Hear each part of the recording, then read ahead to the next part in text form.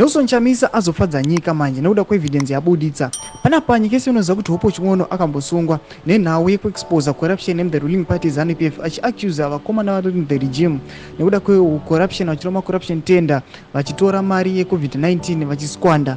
Panapa muzuva ranhasi pane evidence yabuditswa naNelson Chamisa, yabuditswa nevanhu vanofollowa Nelson Chamisa nyatsoratidza kuti aiwa Nelson Chamisa, aiwa this guy, aiwa hapana munhu waanovenga. Sandapinda masvika buda nyogo pana munhu subscribe like turn on the bell icon. Panapa pasi zvamuziva kuti aiwa Nelson Chamisa munhu ari a detriment to his success panguva inoi ndi Hope Chimwono.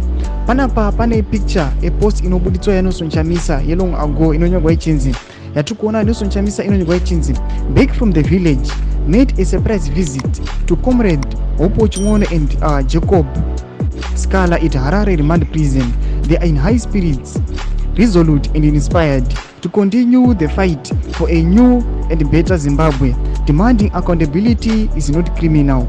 Unity wins struggles.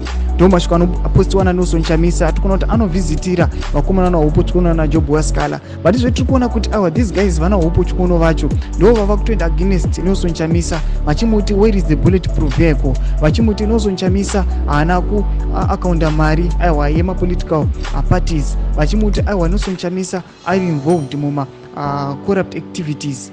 Panapa tinoona kuti Nelson Chamisa aiwa anoramba ari a figure yatinoona kuti vanhu vacharamba vari kuna Nelson Chamisa nokuda kwokuti every evidence inobuditswa nevanhu so long iri tangible inenge ichiratidza kuti Nelson Chamisa is credible.